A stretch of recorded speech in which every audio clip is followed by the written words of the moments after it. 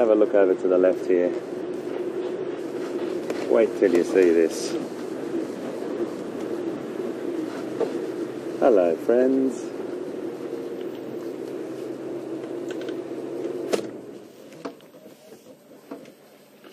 That looks like fun. That looks like where I'd like to be right now. We've got the two hippo either side, just in front here of the Ellies. They're just taking a little bit of a back step. Oh, the elephants are enjoying that so much. It is going to be a scorcher today, everyone.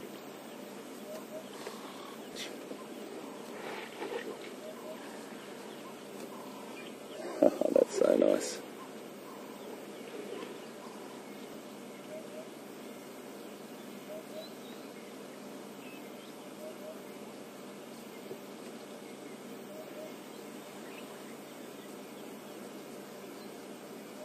Hippos giving a little bit of a, making their presence felt, but not too much.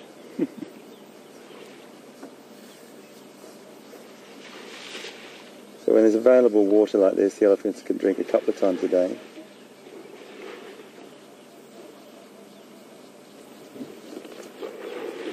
And they're just really enjoying that.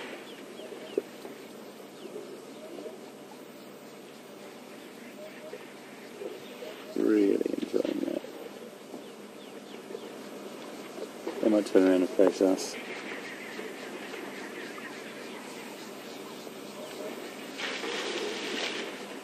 It's blissful to watch, isn't it? It's like they really do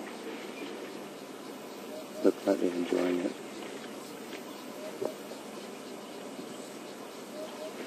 If we use a bull for an example, bulls can drink about 60 gallons or about 220 litres a day.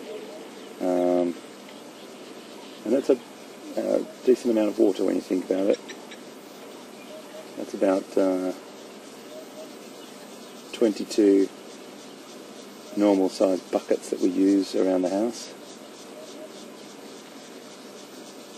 That's about, I think, if my memory strikes me, I've just got to try and think about this, I don't remember the numbers, but it's roughly about 25 gallons a sitting, which is about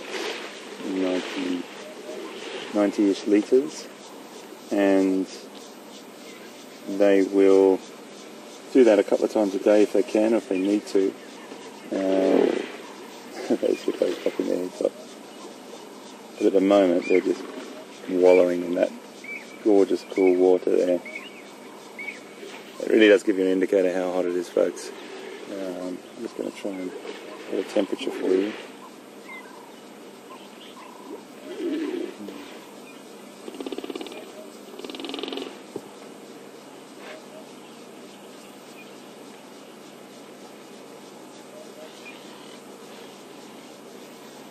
We're on up to about, we're getting sort of between 32 and 35 degrees now, probably about 32, I'd say, and it's going to be a lot hotter. It's supposed to get up to about 37, 38, even 39 today again, which that peak that we felt yesterday was 102 Fahrenheit, and yeah, that's a warm one. That's a proper African summer's day like it should be.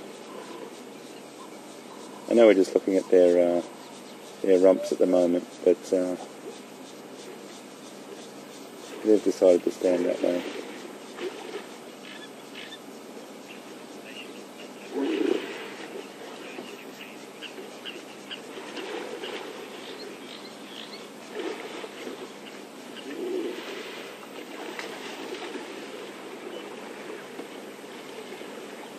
So the guys in the control room just told me it's 30 degrees, 85 Fahrenheit at the moment. So it's warming up, and it's going to get quite hot today. In the middle of the day, exactly like yesterday, animals will retreat to the shadows. The big cats will definitely find as much possible shade as they can. Excuse me, please.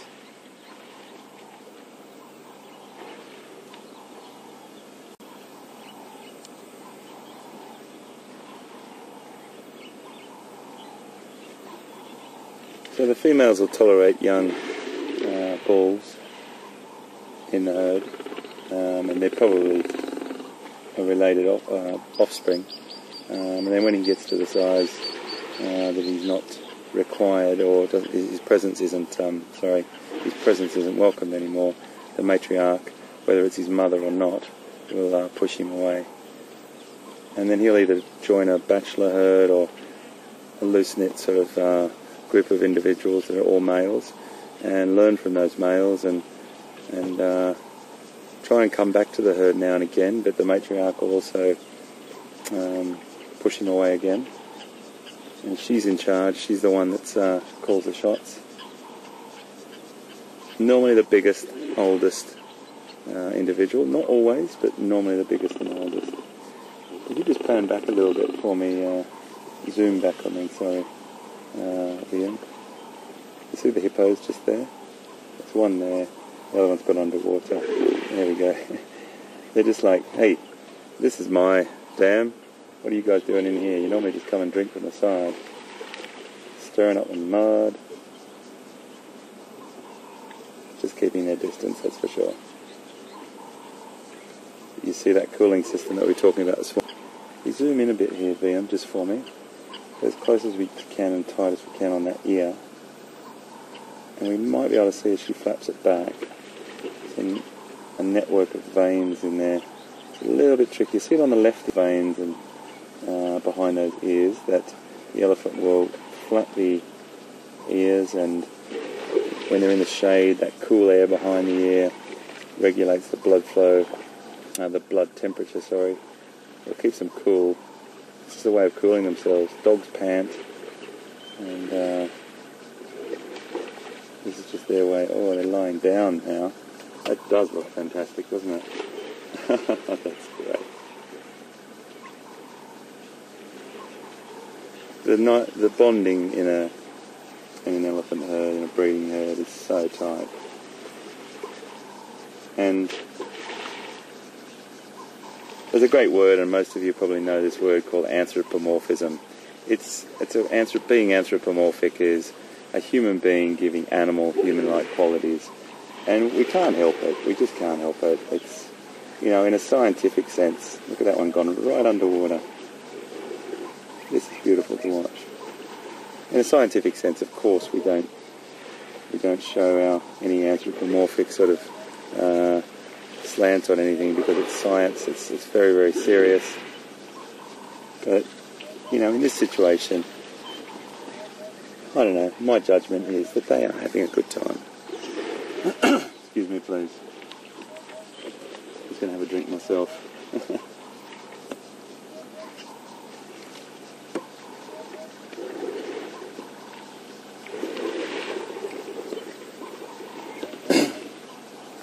That has to be just for a good time.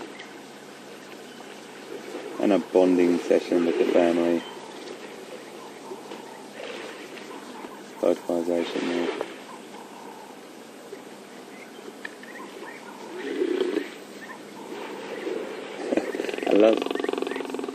I love that the hippo are giving those vocalizations to try and show their strength. But they need to just get a little bit. The king of the African bush is right, well, the queens I should say, are right there in front of you. Look at that one lying down. Lying down on the side there.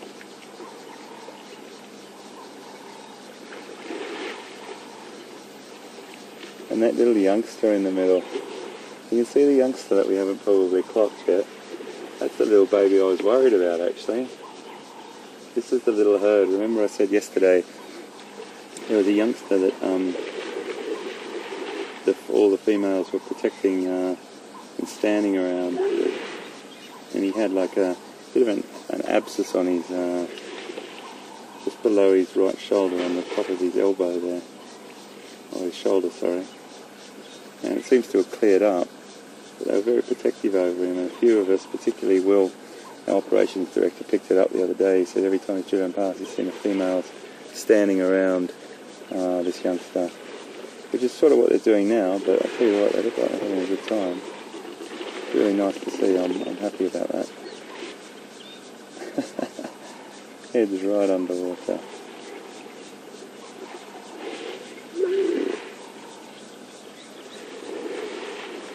Really nice.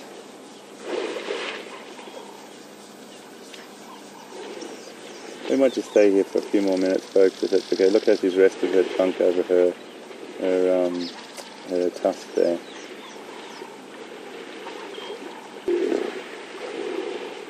Oh, it's just too nice, everyone, isn't it?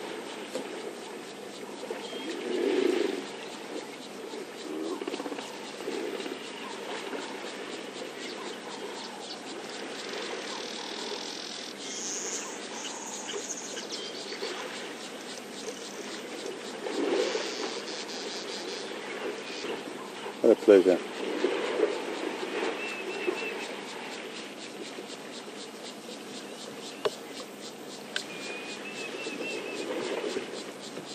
Oh, it should be an elephant daylight today, hey? You see that broken tusk of hers on the right hand side? Even though it's broken, that is still a very, very good tool.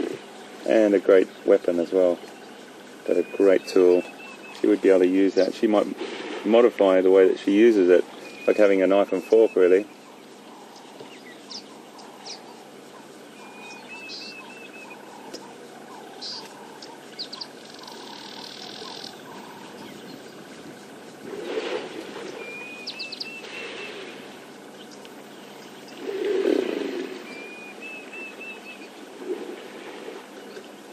Just a few more minutes and then we'll let them be.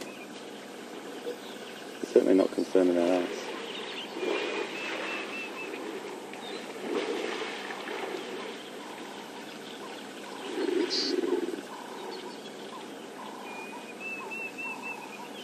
Maybe it's not, you know.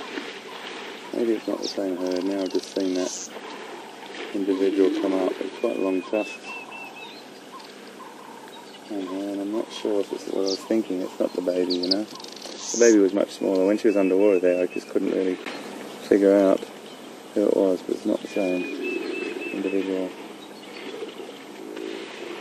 Look at her using her trunk to clean her eye. Here comes a big bull.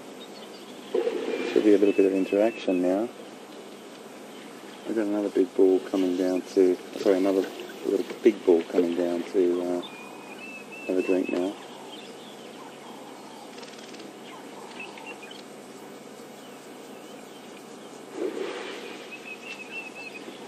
We'll see what behaviour and interaction comes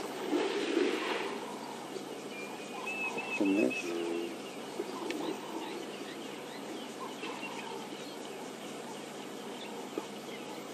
We've got just under 20 minutes to go, folks. As I would ask on a safari drive with everyone on board, I'd ask them if they would like to stay here or move on. Please send us a couple of tweets and we'll get a bit of an indication from the tweets or the emails a bit whether you want me to sit here and watch what happens down here or whether you'd like us to move on. If you can just give us a tweet or an email and we'll get a general consensus and you guys can let me know because that'll really help me decide on whether to stay.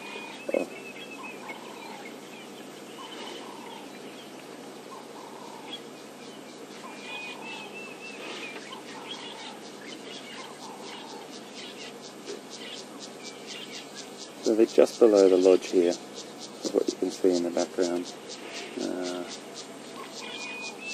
And he's just putting some mud on himself at the moment. Elephants will cover themselves with mud to protect their sensitive skin.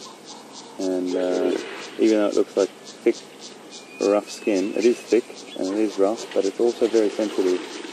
And they cover themselves with that mud or sometimes dust bath to protect themselves from biting insects, biting flies, etc. And I do that regularly.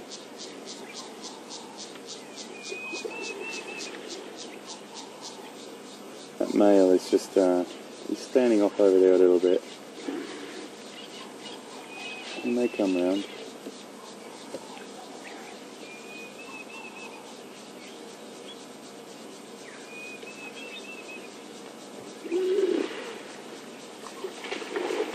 Oh, there's another group of lads coming down now. bit of interaction with our hippo. It's all about to happen here.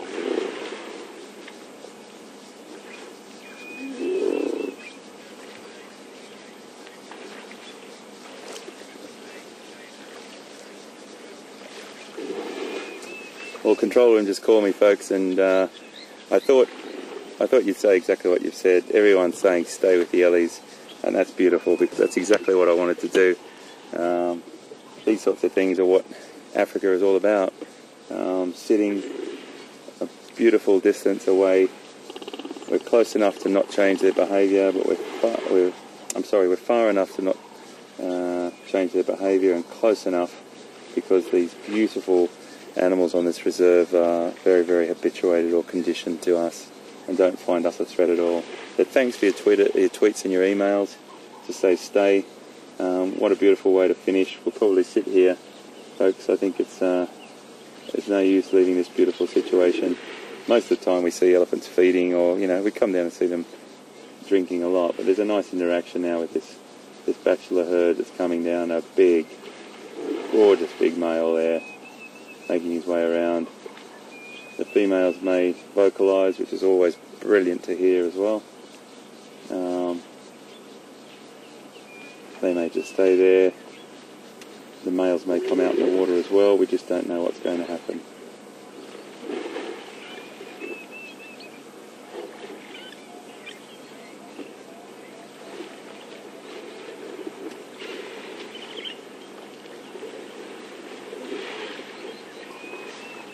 Watch this interaction, folks. Jay in Tennessee, thanks for your lovely comments. She's just sent a tweet or an email saying, an elephant in the hand. Well, that's exactly right, Jay, in Tennessee. It's definitely worth 8 in the dam. Let's see what happens here. This will be nice. Matriarch has just gone up to him.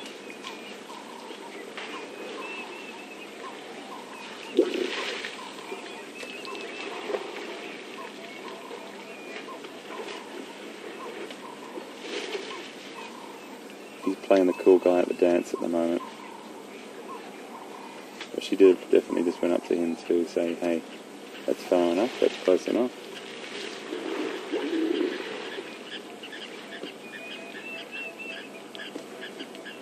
And there's a lot of communication that goes on with elephants that's below our audible range.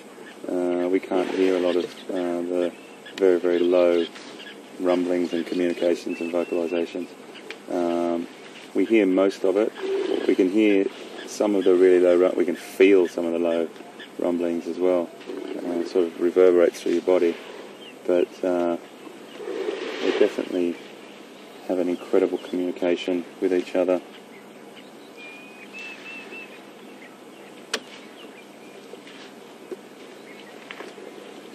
It's just beautiful to sit and watch them.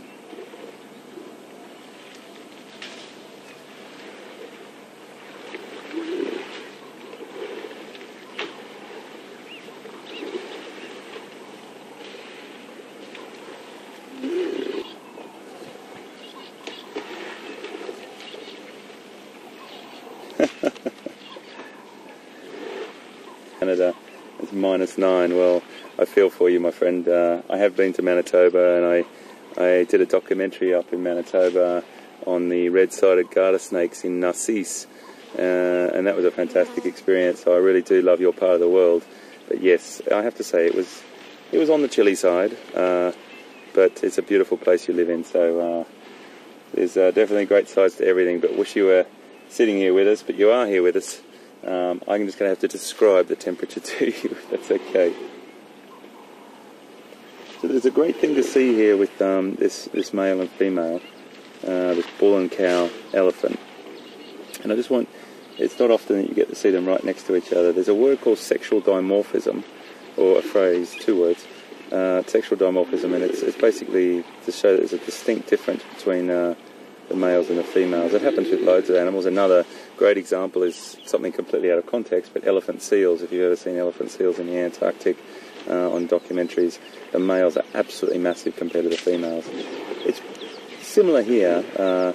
You can definitely see the difference in size between those two animals, and the structure and the shape of the head, and just the muscle mass. And it's a really interesting behaviour going on here right now between those two.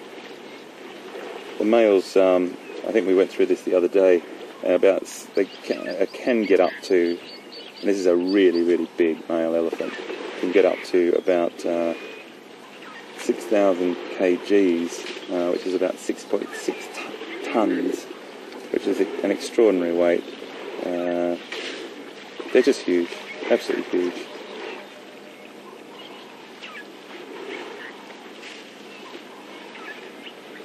Great behaviour. That matriarch, she's so in charge of the situation.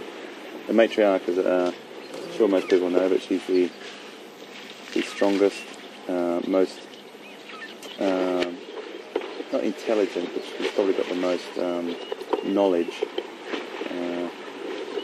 of all the females that she's in her breeding herd, and she will lead them to food, water.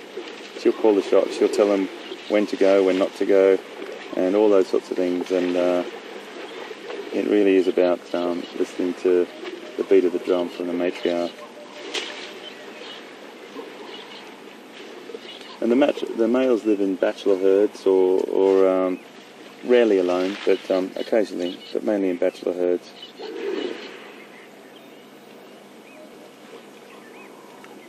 So the herd's welfare, the breeding herd's welfare depends hugely, absolutely, it falls on the shoulders of the matriarch and her leadership. And that's really what it's about. It's really important that she knows, and everyone does trust her.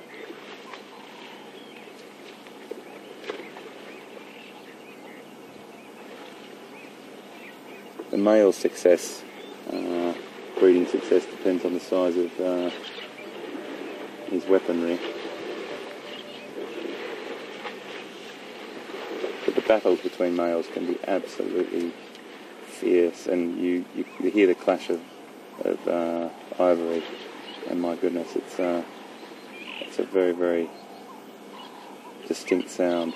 Have a look at the size there. That's a beautiful example. We're very lucky to see this, folks. They've stood there. There's a comparison for us. See how the female's back slopes down more and the male's got that greater ridge on the back? The shoulders are broader on the male as well. And the male's got that sort of square, I suppose there's a contradiction of terms, but square dome. I don't mean it.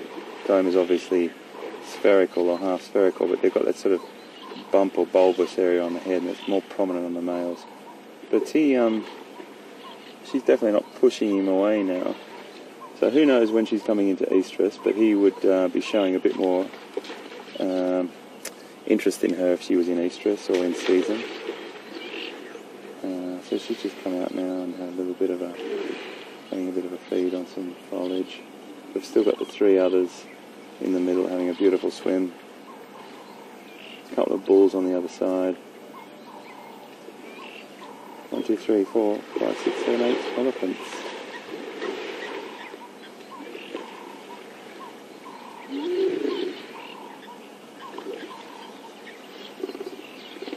When I give you hours and weights and all those sorts of things, know that they're just rough estimates, because nothing's written in stone. There's ranges and averages that we'll give you, but nothing is ever set in stone. You're always going to have variations in that. I'm not sure if anyone knows, but elephants will sleep lying on their side as well. It's really beautiful to see them sleeping. They sleep for sort of 4 to 5 hours a day. Sometimes they can do it standing, other times they can do it lying down, but they'll sleep for those short periods. But they feed for, I think it's about sort of, from my memory, it's about 15 to 16 hours a day. And when you have a look at the size of these creatures, you can sort of understand why.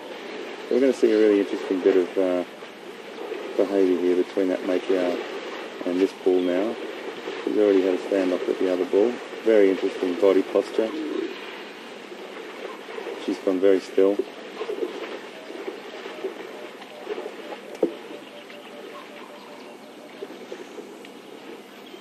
The males are showing respect.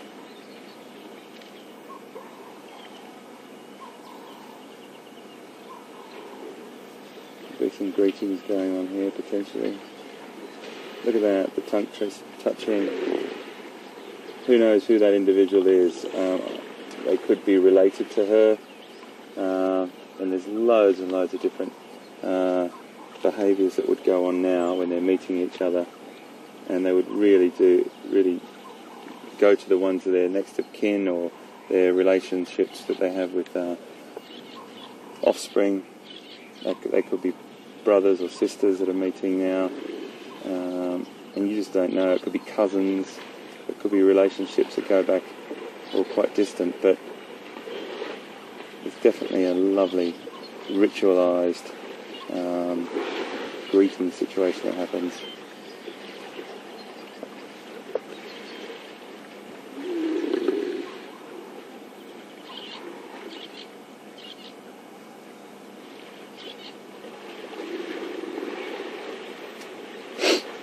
Excuse me.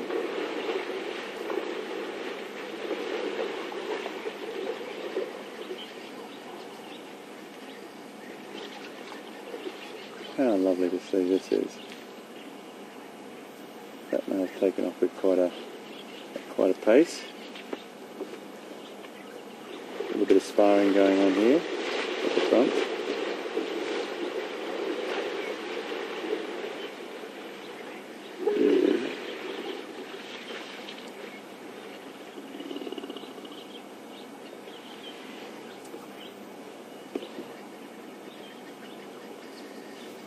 We've got 10 minutes to go, folks, and I think this is a really lovely way to finish today. I don't really want to move on, and I'm sure you'll all agree this is an incredibly lovely interaction or encounter that we're having. There, we've got a bit of sparring going on between males here.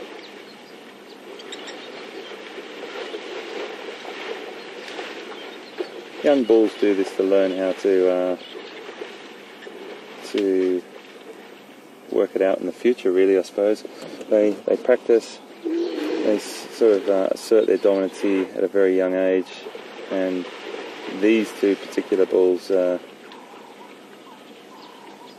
with the other female, so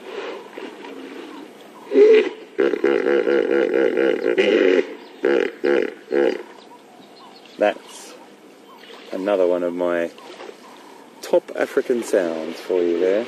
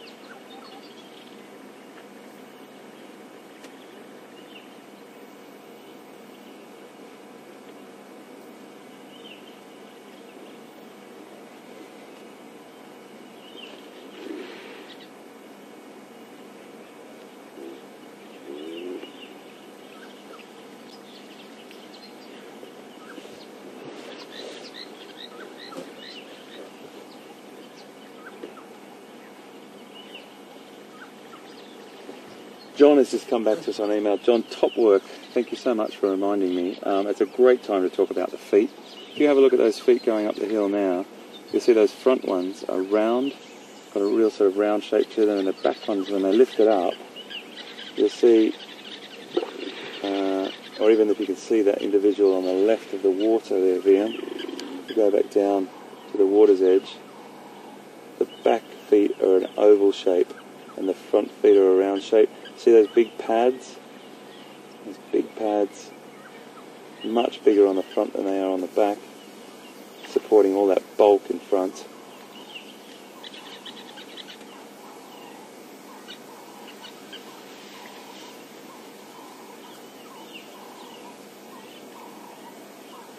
It's a great, great way to see them. Let's have a look at that bull a little bit further on from that one we're looking at his feet. You see you might be able to see there's a bit of wet secretion coming out of secretion coming out of the temporal gland or the must gland. M-U-S-T-H, that's spelled, everyone. M-U-S-T-H. It's a little bit of a mouthful. Must. So you say the M-U-S, must, and then F at the end, must. And that's his saying that he is becoming sexually active. It's hard to see at the moment. But what a lovely encounter. Trunk up on that one now. Trunk up, smelling, using the sense of smell. Trunk up. Look at that.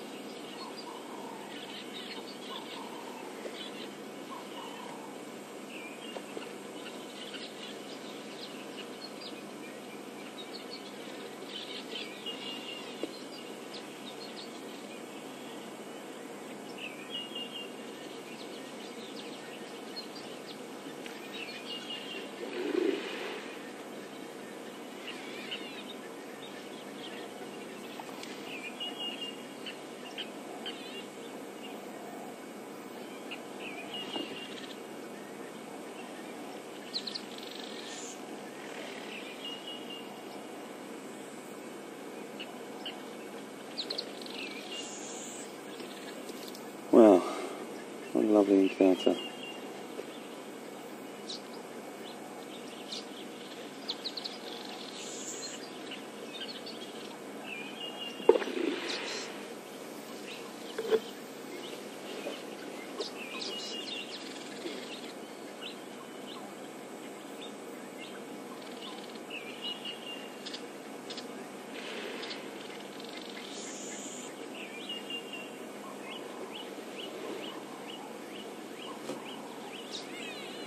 Okay, so I think we probably should. We've got our hippo friends down here as well.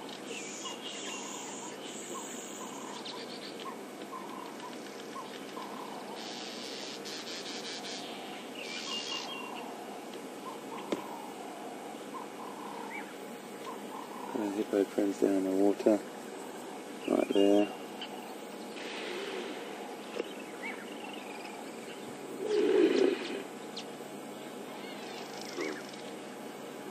Got their pond back. We might just have a little recap, folks, on what we've seen, and just to thank you all again for coming along with us this morning.